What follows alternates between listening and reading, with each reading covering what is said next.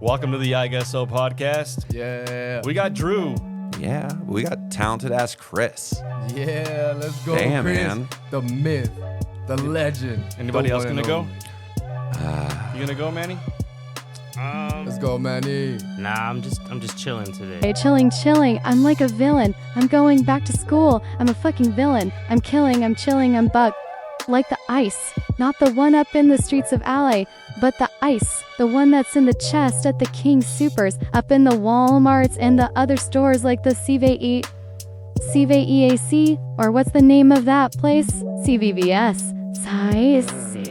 CVS. I'm fucking blessed with this talent to go and make a mess with these lyrics. I'm gonna talk about a little bit of history.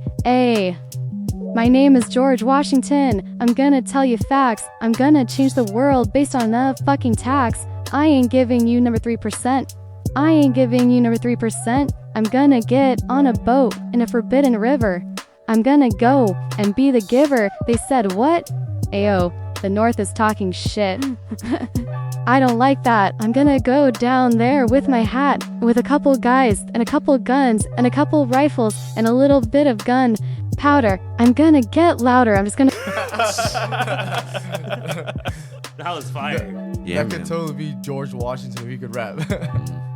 I know for a dude without a gun, your freestyles end up in a very specific place. I got hot real quick. That's why I'm doing it. I get Yeah. sweaty. Just in case I don't like that when I edit it, because sometimes I get shy and shit. I'm gonna open up in a professional way as well. Okay, that shit was fire, bro. I was sitting there being like, why are you always sitting back playing like freaking sound effects, man? You could freestyle a little bit on people's bad jokes. Yeah, I have like a diss song about fucking somebody who bombed or something. Yes. That'd be cool. And if it was you rapping, it'd be like, you bombed. You bigoted bombed. You bombed. Shock and awe. Shock and awe. That'd be cool. I Yeah. never thought about that. Maybe I just don't like the spotlight. I That's get fair. I get nervous. It's fair. I like editing and then posting once I'm comfortable with what I've done. Nice. All right, ladies and gentlemen. As of a couple episodes ago, I like to start off with a little bit of an intro because a lot of people don't know who some people are, and like I'm too lazy to put captions on my video description. So today's guest is Credits.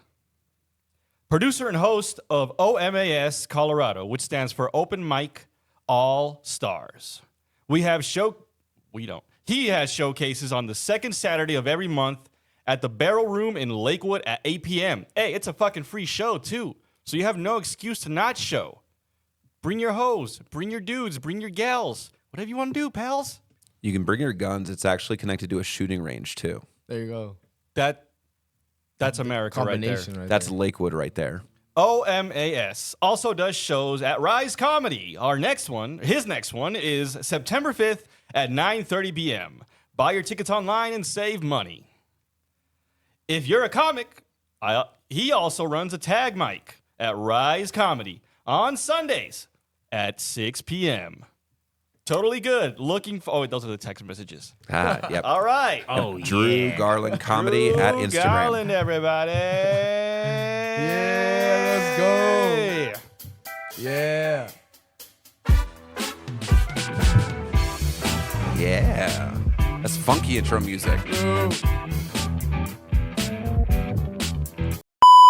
I hear your jokes talk about teaching. You still teach? I do. How is that? Oh, maybe we shouldn't say a lot of crazy shit then, bro. I don't want to get you in trouble. I'm willing to tell you what district I work for, but I think I'll keep my school to myself. You don't even have to tell me what district. I was just gonna ask you, like, what's your experience like? What grade is it? I teach middle school. How is that dealing with like these kids from this generation? Because I look at them now when I cut their hair, and they're just all real shaky, and they got big foreheads now. Got big. You know, honestly, I've been teaching for 20 years, and in my opinion, the kids now are kind of better. You know, like, especially from when I remember being a kid, like, I got picked on a lot, and people said real fucked up shit, and no one really did anything, and, like, kids are actually a little more empathetic, maybe too empathetic, maybe too addicted to shit, but, like, I've been around for a minute, and honestly, like, I've seen kids be, like, kinder and kind of better to each other in, like, the last 10 years than the first 10 years. It's very interesting. I started in North Carolina, like, 20 years ago and stuff, and yeah, man, teaching in the South is some real shit. 20 years? How old are you? I'm 41. Holy shit, dude. I thought you were like around my age, like 32, 33. Oh, that's nice, man. Yeah. Appreciate you. No, yeah, for real. Whatever the fuck he's you're looking eating, it good. works. Yeah. Moisturize. Yeah, Moisturizing? definitely. You eat healthy? You a healthy guy? Nah, I exercise a lot. Yeah. I don't eat very well. A lot of people don't work out, so I consider that a healthy guy. Oh, Yeah. thanks, bro. Yeah. Yeah. Most people don't work out. Yeah, and then Bunch being of a sloppy fucks. being a teacher, I'm on my feet all day. I'm moving. I'm talking. I'm on the go. So I tend to stay in pretty decent shape during the school year, and then during the summer, I'm just a fucking mess. It's great. How do you feel about the argument that there's not enough male teachers around for kids nowadays? I think it's very real. You know, I'm definitely in like a white female dominated industry, and like there are studies that show that kids learn better, especially African American boys, like little black boys learn very well from black teachers, especially black male teachers. So there's research there, you know, and so I think there's definitely gender norms involved. Like people don't think of like teaching as like a male job or like, you know, a traditionally masculine field, but you know, I got kids and I'm their father figure, you know, because they're coming from like a single parent household or they're living with grandparents, you know. And so one thing I do think about is, you know, I don't know every kid's background. I don't know every kid's story. They'll share, you know, and you have to let them share, you know, if you let them open up. But You think that would change the path for some kids if like they figured out like what kids are growing up in a home without a dad, and they put all those kids in like a male classroom that can give them like a male like a father figure, yeah, I mean, I think that would be tremendous. You know, or vice versa. If they don't have a mom, put a lady there. You know, exactly, yeah. Does that have to do with the money? You think that's why there's not a whole lot of male teachers? I think like money might be connected to gender norms, you know, gender expectations and whatnot. So it's like, oh, you're a man, like you have to like provide, you have to like make this certain amount of money. And like we're in America, you know, like this is a country where like your profession is your identity, as opposed to like other countries where like Drew would be my identity, Right. You know, so you know we're trapped in a bit of a system, and it's not an encouraging one for male teachers. It's not an encouraging one for teachers, Yeah, in general. you know, so. In the path of things, it's not horrible here. It's amazing here, but like I feel like the American dream from the '90s has kind of changed. It's different now. Well, I think that if we like define the American dream as like surpassing your parents, like in like societal levels, you know, like or like, you know, economic aspects of society, like that's hard, you know, like especially if your parents are baby boomers, you know, even if your parents are Gen Xers, times were different. Yeah. You know? Definitely. Back then, for You think it's also specifically this city for us? Because, like, for example, if we go to like fucking even Wyoming is a lot cheaper than here. Denver's very expensive. Yeah. Denver's incredibly expensive. But the thing is, Denver's pretty cool in my opinion. You know, like I really my love favorite. the comedy scene. We're 35 minutes from beautiful places.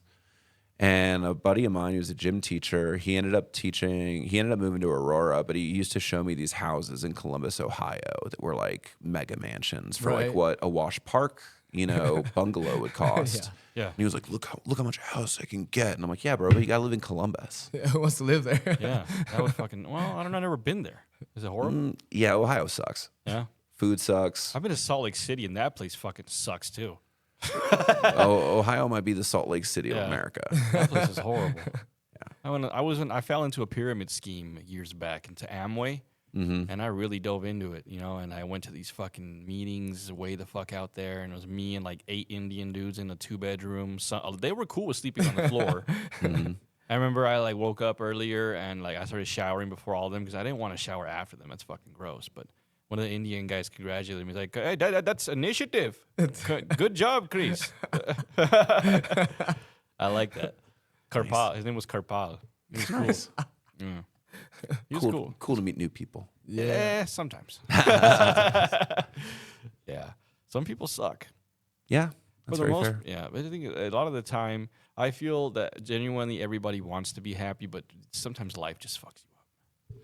Yeah, and then you know another aspect of like being a man in like American society is like it's like what are you doing? What's your side hustle? Like how are you working? How are you grinding? And I'm like, well, I just did my full-time job. Like I want to fucking sit, you Right. know. But like, who's gonna let you do that?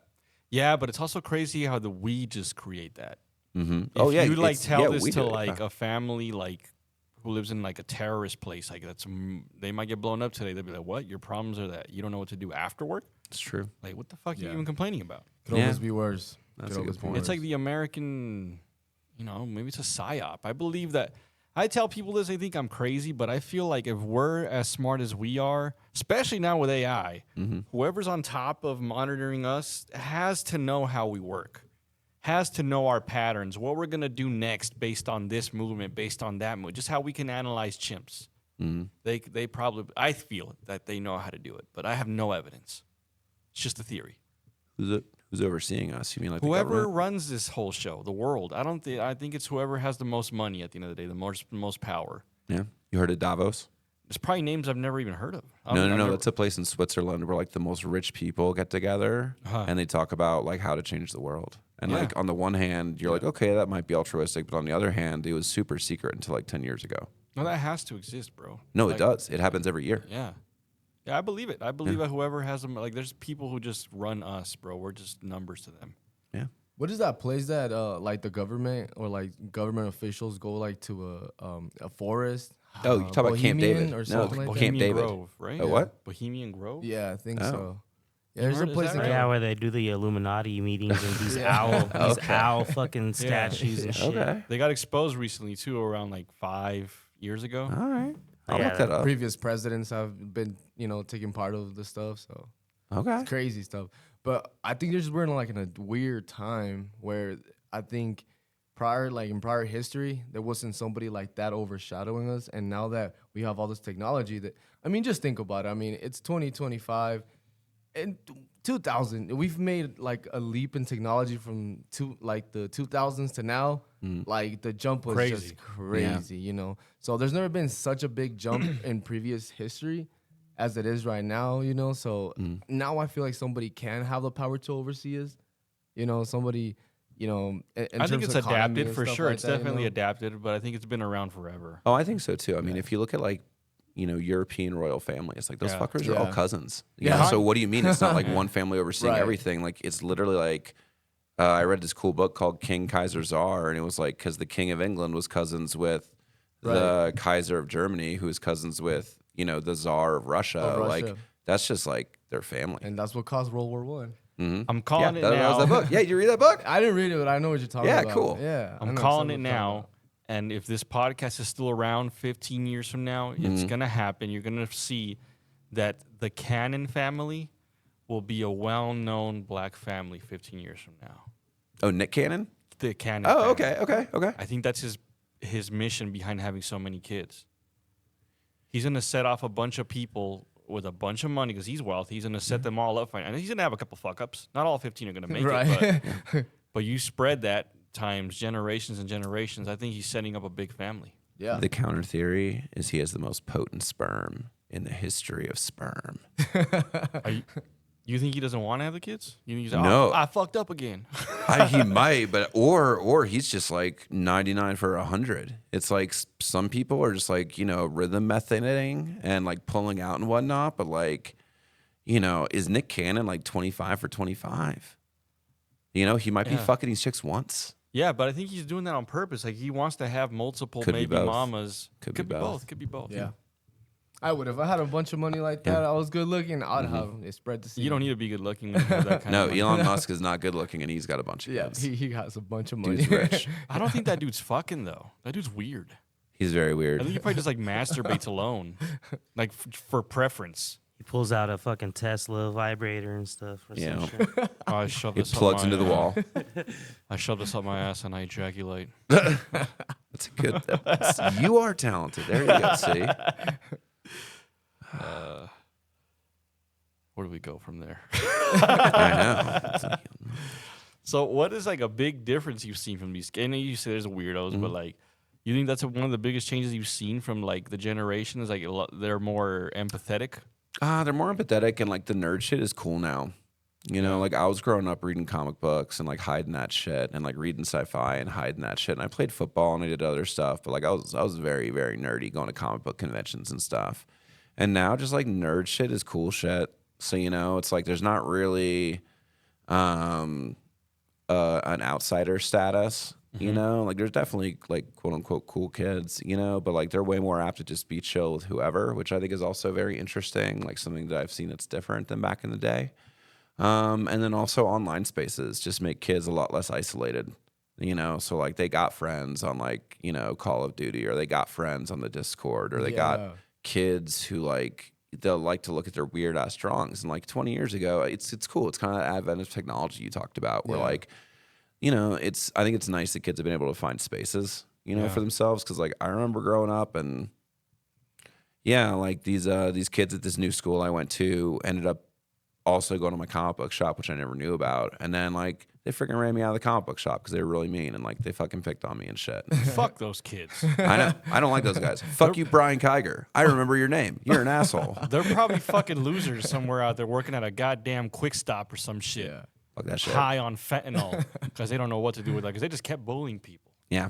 That's fucked up. That's a thing. I never want to yuck someone's yum. It's like if it doesn't hurt someone else, like think about how let the stupid kid be we are weird. though as a kid. Oh, I yeah. did some stupid shit as a kid. I did some really stupid Yeah. shit as a kid. Bro, I had pogs. You know what pogs are? Fat ass white girls. That's the good kind of pog. No.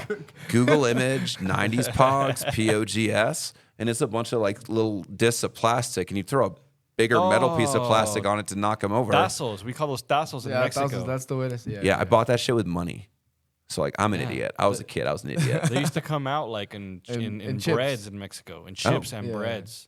And chip Oh, that's bags, cool. Yeah. Dude, that's a better way to get them than like me buying them like in a fucking plastic bag without food. Bro. I like the idea of like toys and food. Two birds, one stone. You'd buy anything that was like Bimbo brand over there. Yeah. It came with like at the time those, and then that evolved to playing cards. Nice. Like soccer players, Oh, yeah, Nice. you're right. Yeah. They did have that as well. and that was all collectible.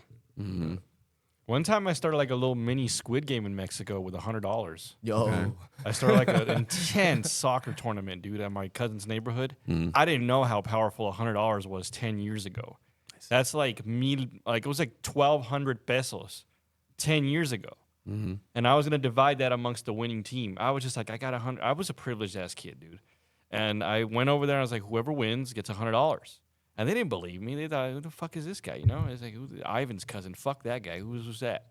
And I showed up with the money and they didn't believe me. But when they saw it, they played their asses off, bro. A little fight started.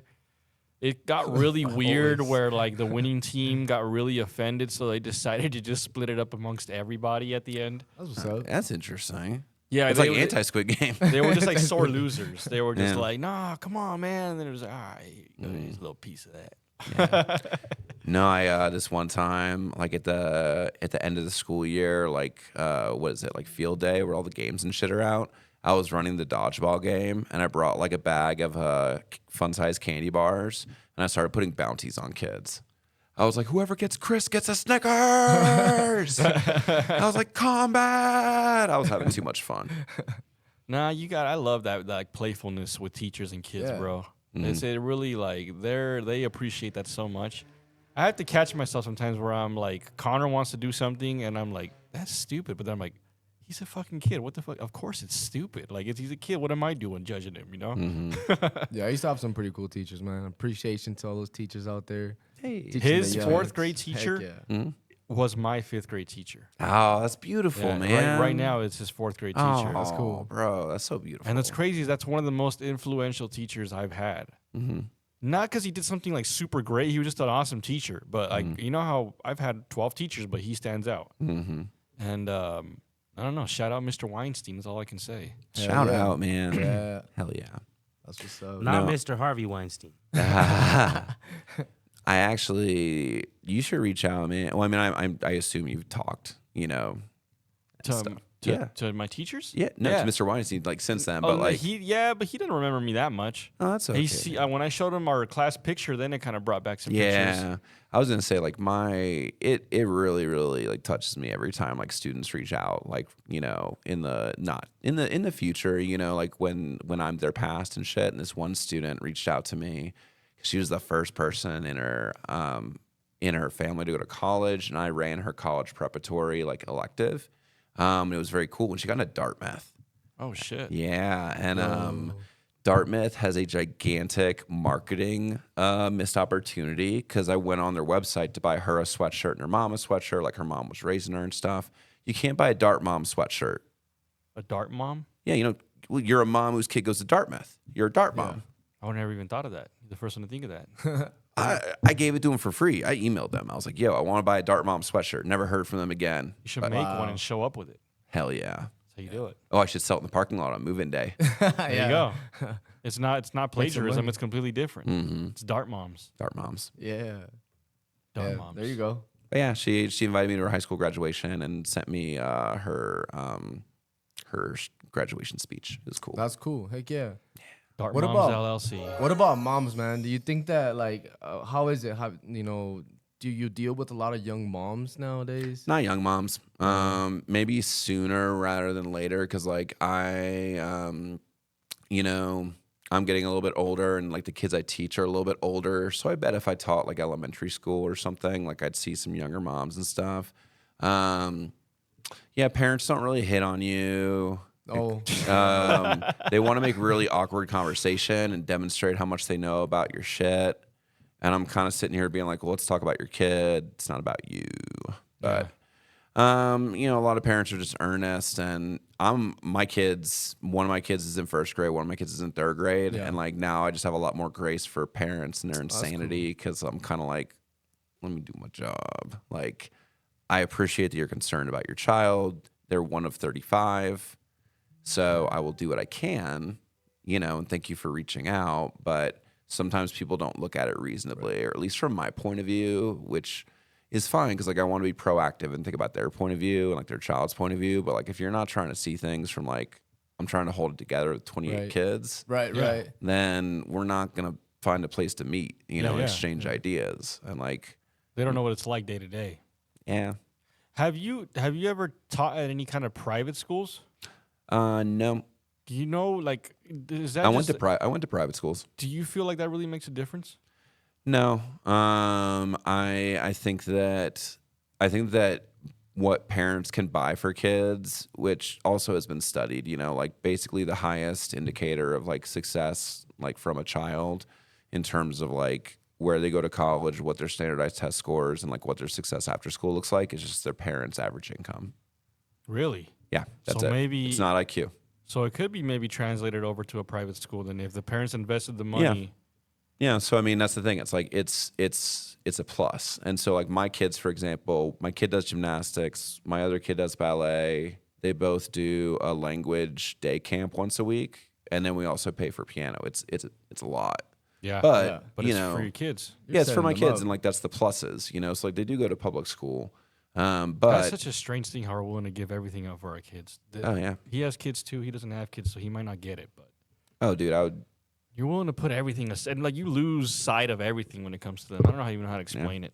Yeah. That's one of the things I didn't mean to that I'm cut you worried off. about. You were going on a thought, but Oh no, it's just I think that like what that study showed was that the more extracurriculars, you can invest in your kid, like the farther they'll go. And Yeah. so I think private school is one of those investments, but it's also an indicator of like the parents' income.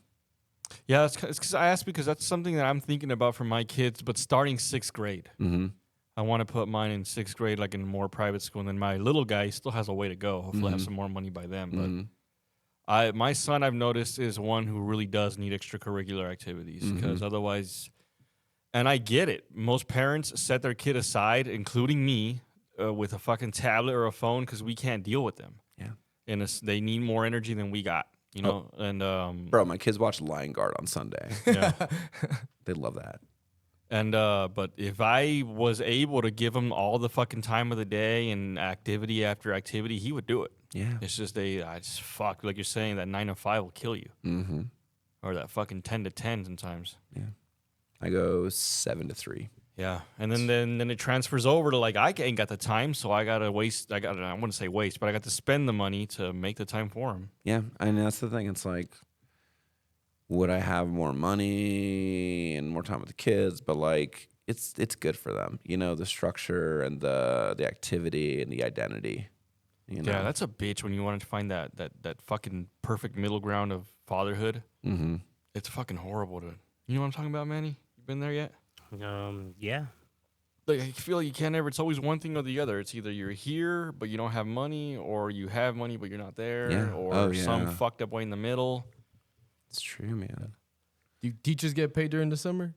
Depends. Yeah. You can choose. So younger teachers so you can choose getting paid 9 months, or you can choose getting paid 12 months. It's the same amount of money no matter what you choose. Okay, that makes sense. But younger teachers will take the 9 months because they're more apt to like work or want to travel at the beginning of the summer. Right. Older teachers will take the 12 months because they have a family and they want to budget. Right. Yeah. You know, so I take the 12 months. I've worked in the summer in years past, but this past summer I really did a lot of comedy. Heck great. yeah, there you go. Mm-hmm. Heck yeah. Would you say what like at the average amount that teachers get paid nowadays is like a suitable amount to like make like is it like if you're just like is it what I'm asking is like is it fuck how do you word it like is it Living up to, wage? is it like a living like is it up to date with living costs or like do you need a second No. job if you're a teacher? You do need a second job. You need a second job just because, like, it's not just the money that you may or may not be making. It's also like your advanced qualifications. Like, I have a master's degree and 20 years teaching experience, and I'm gonna make less than $80,000 this year. That's crazy. How a few years back that would have been more than enough. Yeah, not in Denver, not in 2025, man. Not anymore. Heck no. So, living on a pretty detailed budget, you know, putting away money for my kids' college fund, living in an apartment that's a little too expensive because everything in Denver is like quite a bit expensive. And Everything's fucking you know, you might as well spend. I've saw that for the couple $100 difference, for at least for what I was looking for, it was worth to spend a couple $100 more to get a way nicer neighborhood and a way nicer place versus saving $300-400 and worrying about, you know, Your car getting broke. wherever the fuck you're at. definitely. Okay. Oh, definitely. Definitely, man. Yeah, but that takes you make it sound like it's really easy and normalized, but that discipline is hard. Yeah. I have such a hard. I buy so much stupid shit, little things too, and I'm like, those $12 ain't gonna make. Oh, those $22 ain't gonna make a difference. It adds up. Oh, bro, my tax refund came at the right time, and I'm just now getting in a good place. So it's been a process. It's been an evolution. I got divorced summer before last, and so Congrats. Yeah, I know it's a good spot. it went well. It turned out good for everybody, but mostly me and my kids. That's good. And my ex too. Like, she's doing better. But I had a year where I was kind of just floating and surviving and figuring it out, personally and whatnot. And then, this past summer, It's also got to be a shocker, I bet. Now, just getting used to the new routine of not married, it probably had sad days, happy days, like it was just a roller coaster, I bet, getting used to a new life. yeah, Because how long were you with her? 10 years. Yeah, so that'll just like, it's like you're letting It's a yourself back out into the wild again. Mm-hmm. How was your first, like, picking up on a girl after that? Oh man, I had a really fun experience with a girl off field, like a hookup site, and basically like she was cool. I like got my own head about shit and fucked it up, but it was nice. It was nice for a little bit of time, and then of course I fucked it up. You're fresh off. She was probably just like, "Be cool, dude. Like, just chill out. Like, this is what it is." And Do you bring it up? Like, hey, I'm divorced. No, oh, she knows divorced. Okay. Or I wasn't divorced yet. I was living in the basement. Oh, okay. Yeah. Were you surprised how sexually active people are nowadays compared to 10 years ago? Like how out about it they are? Like girls will hit you up like, hey, send dick pic. Okay, cool. Oh, okay, cool. Where do you live? Like girls didn't do that when I was younger, They had a little bit more modesty.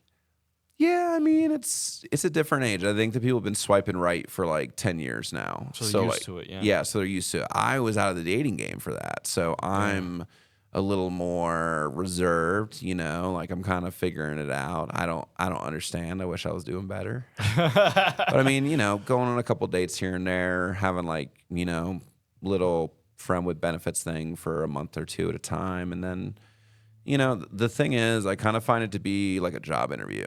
You show up, you sit down, people are like, hey, what are you down for? Yeah. And I'm like, I'm down for this. And she's like, well, I'm down for that. And I'm like, that's not really what I'm down for, or it's just like, let's just have some fun. So I think that I'm definitely in like a dating around phase, but Hell yeah.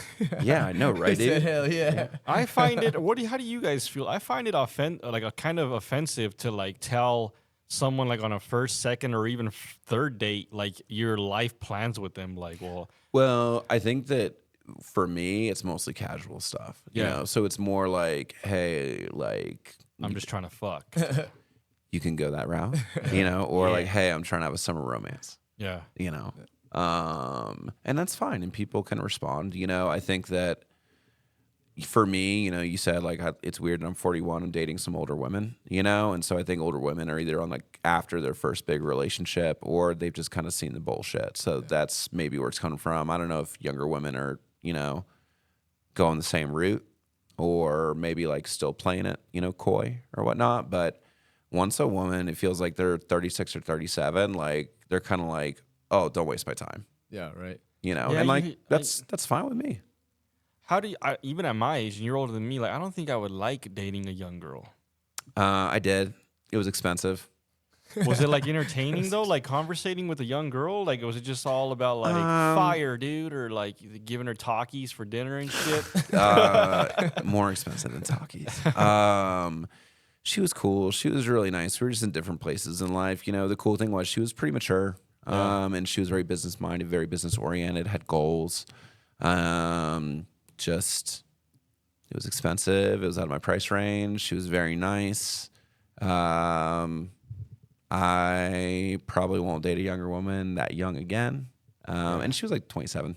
You gotta that's come. good. You gotta come with the bags good. nowadays for these young That's girls. good. What about Latina, man? What about Latina? You give She was. Latina a shot. Oh, she was Latina. Okay, I see. She you. was. Props. There She you go. transitioned. She's white now. Or he's a white now. Transition to a higher tax bracket. Yeah. You know, she's doing better. She's moving up in the world. Hey, I feel like is that a over dramatized on news and shit, or is that really affecting the younger generation, like with these multi-genders type shit? So the thing with that is it's not as widespread as people would have you believe. Like the number of trans students I've worked with over the last 10 years is like still probably less than 6. And like my school's big. You know, I teach several hundred kids a year for Maybe like the not last. So I like, mean, it's more of a thing where like it happens, but like it's not this casual thing where kids are like, I'm doing it because my friend's doing it. It's more like, oh, this kid has a health plan and they've consulted a doctor and their parents are very behind this and like everyone's very much, you know, in the know, and this kid's mental health and safety is at the forefront. And social acceptance is actually a huge factor in terms of like whether or not like those kids commit suicide. So I do work in a pretty liberal district, you know, that's pretty accepting of a lot of different like identities and stuff. That's what I was getting at. Not yeah. so much the boy and girl, but there's like a lot of kids latching on to like quote them like really in reality made up identities, because at that age, you know, you start to figure yourself out. And there's this platform with a bunch of people like you that you look up online that you can't seem to like figure it out who you are and who you belong to. And I'm just being exaggerating, but like these people they want to be cats or some crazy shit, or like I'm a gender neutral swordsman level 4. Like, like you're just I'm a poodle. yeah, you're just using like now you're just becoming like a video game character in a sense, and some people find comfort in that. Yeah, I you know, there's the online identity stuff, like the whole Tumblr generation thing, I think has started to grow up a little bit, is a little more in the know, you know, so people are more aware of like what's going on online and like what that can look like. But in terms of like, you know, kids quote unquote trying on and off identities, I mean, it's kind of normal. You know, like kids will be into rap music one week and then they'll be into like something else the next week. Like that's the thing. It's like your adolescence is a how I time am when still. there you go. Your adolescence is that time of transition and change and stuff. And like our society might just be a little more accepting of like people questioning gender identity stuff than it was 10 years ago. Yeah.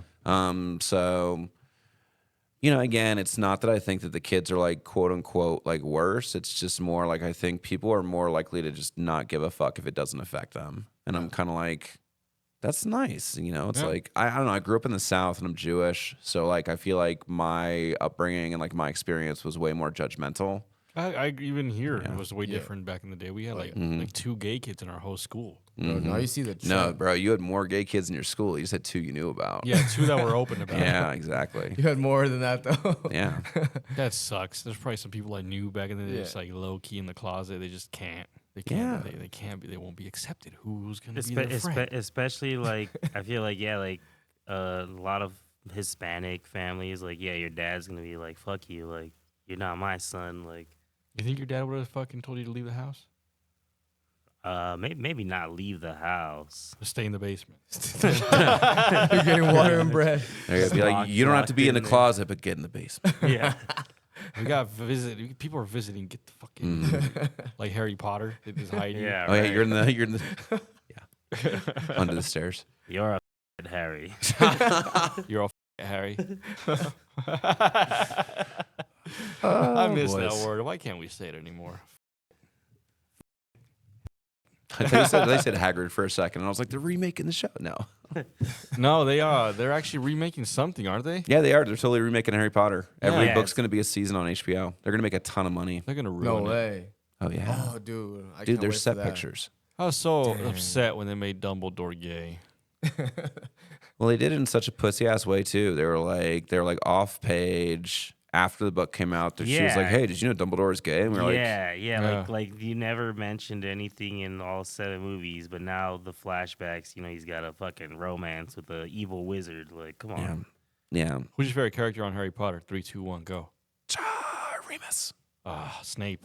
Snape does turn out to be pretty badass. Snape is the shit, bro. That's Harry's dad, low key. That's Oh. my conspiracy. That's our Yeah. conspiracy. Yeah, that's always been my theory. That's Harry's dad. Yeah. Mhm. I'm your father, Harry. I'm your father, Harry.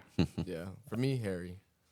Yeah. That's the guy. Harry? There you go. Yeah. I guess maybe I'm just like, no, I don't want to pick the main character because obviously Harry, but Yeah. Snape, Malfoy was pretty cool. Have you though. looked Malfoy back was at all those videos where they like slow it down and break down all the things that Snape did for Harry on the low? Yeah, yeah. I've Yeah. seen that. Yeah. So I'm so fucking nerdy, and like I was in like my teens when the books were coming out into my early 20s that I read these like unauthorized like guides about what's going to happen in the next Harry Potter book between like 5 and 6 and 6 and 7.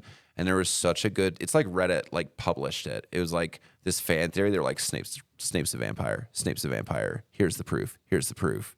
And I was so fucking ready for that. And I was like, oh, I guess Snape's not a vampire. But there was good textual evidence. Yeah. I can see that theory. Mm-hmm. I can see that theory, like some kind of low key vampire. It was in the writing, like the way that like she wrote about him. He's like, he came swooping in. He I came was up right like- behind Ron. Ron did not see. I was like Harry's age in the movies Mm-hmm. when the Sorcerer's Stone came out, when the first one I watched. Mm-hmm. I was a little kid like that. Maybe that's why I just really like those movies. I yeah, don't know why. I loved it. I got the second and third book for Hanukkah because like the first 3 books came out in America and they were like, oh, this became a sensation. The 4th book was when they released those books at midnight, bro. Really? Yeah, like I Who went would've at come out? midnight to Borders, which is like a defunct like book chain. And at midnight, they would open the doors and you would run the fuck in because everyone was dressed up like wizards and shit. That's You cool. would pick up the book and then you would go and check out. And then the last book, I didn't wait for midnight, but I was with my parents in South Carolina and I knew I was getting the book the next morning and I was so fucking uber excited. And I was with my parents, so like it's not like I had anything with me except there were beers in the fridge. So I started slamming beers. Oh. And like after the 5th beer, my dad is like, why are you drinking so many beers by yourself with us? And I was like, I want to get tired because Harry Potter comes out and we're getting it tomorrow morning at 8. And my dad got so mad. He was like, we don't medicate with alcohol. That's like those Jewish response. We don't medicate with alcohol, son. Go read your scrolls. What do you guys read? It's a Torah. Torah. Which is scrolls. It's made of 2 scrolls. There you go. What's another? Did you ever latch on to a series of unfortunate events? No. I mean, that's the thing. It's like all those books, there were so many like Harry Potter adjacent books that were like methadone. You know, like you weren't getting the real thing. It's like So shout out Mr. Weinstein. You're He right. used to read You're right those about to us. that. He used to read those to us. And are when the cool. movie came out, I was so hype on it. nice. Did you watch it with Jim Carrey? Yeah, of course I watched it. I like that movie. Yeah. I really like the show that they just did a few years back I on didn't Netflix watch it. too. It's Neil Patrick Harris. He was is good. Is like the main guy. I didn't watch it. Yeah, it's on Netflix. I'll You have to should watch check it. it out. So, did you guys read The Outsiders when you were in middle school? Yeah, we're gonna do I it for did. Johnny, man. Yeah, bro. So I read it when I was younger too, but then my second year teaching, they were like, do whatever you want with your homeroom. Like it was such a bullshit school. They were like, we're not going to check your lesson plans. We're not going to observe you teaching for 20 minutes every morning. Do whatever you want with your homeroom. And like the school I work at now, we have like the same lesson and like there's like some good shit there. But like I started reading The Outsiders out loud to my kids for 20 minutes or for 15 minutes every morning. I forgot how fucking emotional the end was. So I'm reading the end. I'm like, stay cold, Pony boy. And they're like, Mr. Garland, are you okay? I'm like, I'm fine. Everybody's dismissed early. Get the fuck out. I was like, why aren't you guys crying too? Is he crying? That's awesome. Heck yeah, man. What about Fantastic Beasts? Yeah. It was okay, right? It wasn't too bad. They ruined it. Yeah, man. so? This is First the one was thing. cool, but they yeah, ruined first it. one was cool, and then it got weirder. And like that's the thing. It's like once you get Harry Potter adjacent, like it's like when I finish like a really cool book, like I need to do something completely different, or finish a really cool movie to do something completely different. Because like when I would read Harry Potter and then read like Series of Unfortunate Events and Charlie Bone and the Time Turner and like all this other dumb bullshit, like young adult stuff, it wasn't hitting. And like the reason it wasn't hitting was because like I'd done the good stuff. Right. I never latched on to like intelligence books. I always liked like Resident Evil books and made up stories, but I like, never read like educational books. Unless I had to for like a course or something, but that was never my thing. I know some clients that love reading educational books. I can't seem to wrap my You mean head like around it. nonfiction? Yeah, just like more, how do I put it? Like a textbook? like Rich Dad Poor Dad. Like It's like just like like The Art of War. Like that's a douchebag move. The Art of War. It's 2025. They didn't have AI. bro. You could have ruined that fucking army with AI. I teach a philosophy course to 6th graders. We're talking about Sun Tzu tomorrow. So, yeah, that's dope. Sun Tzu was. That's Art of War, bro. Yeah, I haven't remember it to detail by detail, but it. Well, I'll say this though. Yeah, it's a good read. I like it. I audiobooked it on the drive all the way to Las Vegas. Okay, well, here's what I'll do. I'll loan you my Art of War, which is the graphic novel version. So how do you feel about aliens? They got to be real. I think so. Like too. the universe is too big. Yeah. Have you seen the reports of like that one object that's coming like towards Earth, and some people think it might be like a spaceship. Yeah, It's moving too fast. I just recently saw a podcast where they analyzed that and like okay. this guy who mines he mines asteroids or fucking comets or whatever the fuck. He feels like it's more of a comet because he feels like it's a really old comet, and it's the reason it's old is because the older something is in space, apparently the more speeds it picks up until it fucking hits something, right? Wow. But based on whatever the fuck that telescope they use is, at least it's his interpretation. It could be a spaceship, but he says that it's a comet based on the shape and the speed it's going at. Yeah. Space is just fucking cool as shit. Like, have you seen that? It's like one of the gaseous planets, but Russia sent a probe to like the surface of like Venus. Pluto? Maybe no, not Pluto. It was like one of the gas giants and stuff. I And didn't then hear about that. the whole thing melted in 22 minutes. So there's like 22 minutes of like yellow sky, gray rocks, and then the whole thing's like Wow. What is the name of that telescope? Do you know Hubble that? telescope. Yeah, Hubble. so that thing is gonna be apparently, if everything I've heard is correct, like in the next 5 to 10 years, maybe less because everything is exponential apparently. Like we'll be able to actually answer that question: do aliens exist? Yeah, no. My kids watch CNN Student News, and I've learned about the upgrades on the Hubble telescope. It's really fucking cool. Heck Yeah. yeah. Like I wish like regular news was more like CNN Student News, because like they'll hit some topics and stuff, but they'll also teach you something. And I feel like the media nowadays doesn't give a shit about teaching anybody anything. Right. You know who's an underrated reporter, bro? Do you ever watch him? He used to be a comedic actor, but now he's just a fucking reporter. Good looking English guy. He's on fucking Get Him to the Greek. You talking about John Oliver? No, he's a put the drugs Russell up. Brand? Russell Oh Brand. yeah. Yeah, you gotta Now find he's like all woke. you And gotta stuff. find the G spot, mate. Oh, bro, that guy's not woke anymore. He went MAGA. Oh, No, yeah, shit. he's a. I mean, I don't think he's like too pushed one way or the other. He's just real dramatic about the way he talks. He's really into it. I like him. He's cool. Just imagine. I Like, also go ahead. oh, just imagine real quick though. Like, what if like the aliens come in and just start fucking shit up right now? I can just imagine Trump's, speaking to the told you. came. Everything was so great. Everybody was so beautiful. But the aliens came. This is the aliens war. He'll probably say he knew it the whole time. I knew it. If anybody could stop Trump, it was the aliens. One time I went into a room, I said, "Wow, there's a lot of aliens here." They're not beautiful. A lot of aliens. They're not. Said these aliens need to be documented. That sounds more like a Christopher Walken. What is it? Christopher Walken. Christopher Walken. Yeah. What you need to Mr. do. Walkens, how do you feel about our recent discovery of the aliens? Oh, well, the aliens, they're perfect. They're spot on. That impression was spot on. Nice. You do any impressions?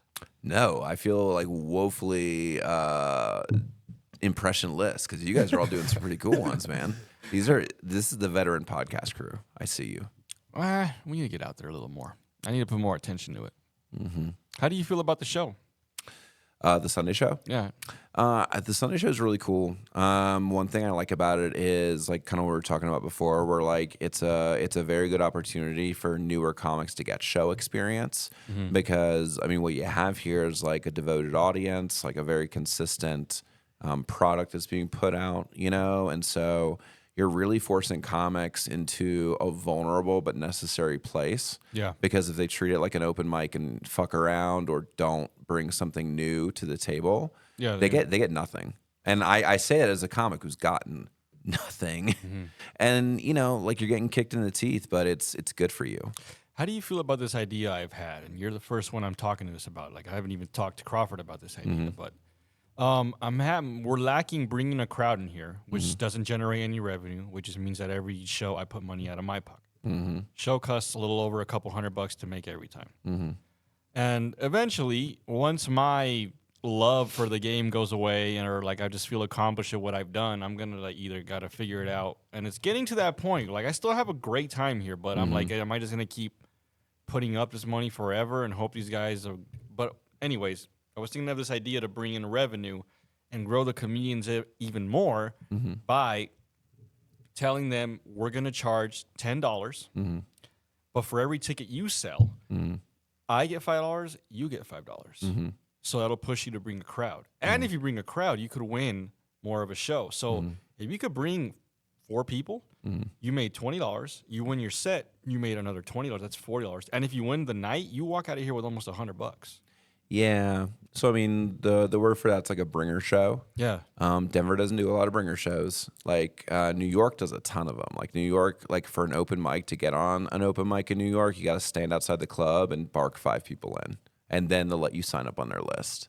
So That's cool. Yeah. yeah. Different places do it different ways.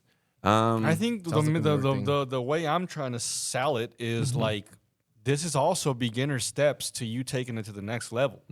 From going to like here to, you know, selling your show. You got to know how to sell some shit, right? So why not get the practice? Make some money. You bring money here. The show keeps going on longer because I don't got to keep putting up all this money. And it's like a win-win for everybody. Yeah. I think there's probably I think you should find a way to incentivize comics bringing people in some way. Comics are mostly broke. So it's a little bit scraping the bottom of the barrel. That's why I was saying, like, don't charge the comic. Yeah. Charge them to bring people. Say the tickets are $10. Yeah. Out of those $10, you make $5, I make $5. Oh, I thought you said charge the comics. No. Like you have your like. Well, let's say I print out your own tickets that say Drew. Yeah. 5 people show up with a ticket that says Drew. At the end, you make your $25 plus whatever you won here. Yeah. I think this place has more potential for that than a lot of other places. You know, just because of the seating, because of the vibe, because of the quality. You know, like you're getting most of the time, and Crawford will do this. Like Crawford will extend the round. You're getting at least one pretty decent set per round. Yeah. You know, and like 4 rounds, 1 finals winner, 1 feature. It means you're going to end up with like a nice 35-minute show. Yeah. And then seeing some weird shit is also quite entertaining. So if people get up there and like suck and the phones come up, you know, that's kind of entertaining too. That's a little gong showy, you know. So you know what's crazy is Nance is the first person we ever booed off, and she's won twice now. I remember that. Nance is a crowd favorite, Nance is and cool. Nance is tenacious. Yeah, she's cool. I like her. I don't know if you saw her episode, but she's real cool. She got a lot to say. Yeah. She's real in depth. I thought she was just some kooky old lady when I met her. No, Nance has a very interesting employment history, really cool view in the world. I've been able to sit down and talk with her a time or two. So the first time I ever met her, I'm walking into the lair. I don't know who this fucking lady is. She just up there doing her jokes and moving around, and I'm like, "Oh, this lady's She smoking. rapped. I bet This you she lady's rapped too. smoking a couple grams, you know." But she's cool, man. I fucking like her. She is also smoking those grams. Yeah, Oh well, hey, to each his own. yeah. Well, we won't expose her like that. And Nance is the OG. Yeah, you she's know, cool. it's like she was like growing her grass back in the day. Heck yeah. Yeah, she's pretty cool. I was talking about some different grams, bro. Oh shit! Couple grams. Talking Nice. about the grams my uncle gets. All right. Yeah, let's not do Nance that way. Yeah.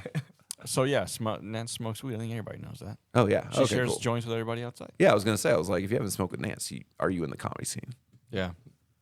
You know who always shares fucking every time I catch him, he's sharing weed with people. Is fuck, he was here. He's always the lair too. He's bald, goatee.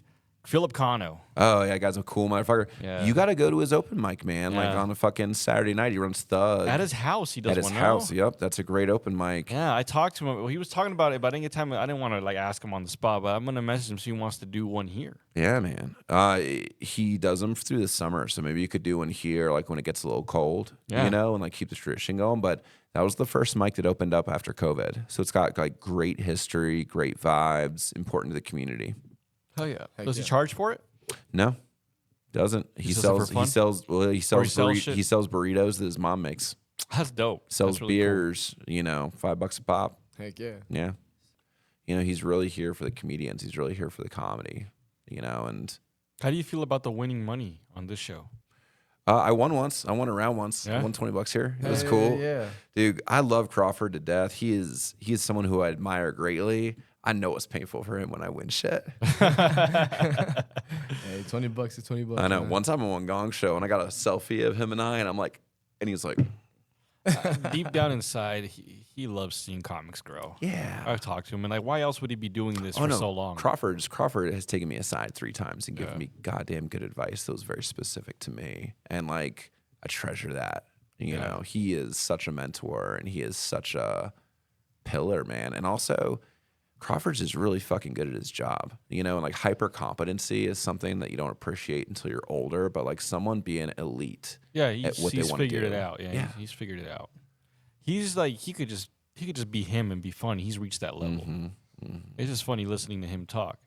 Oh yeah. Yeah.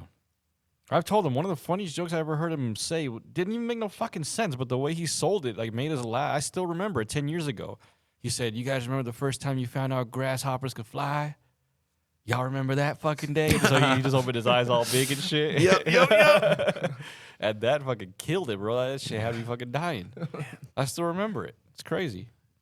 He used to be, excuse me. First time I ever saw him, he closed. Do they still close with an act at the open mic?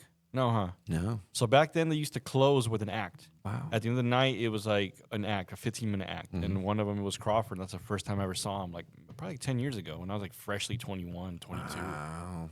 Yeah.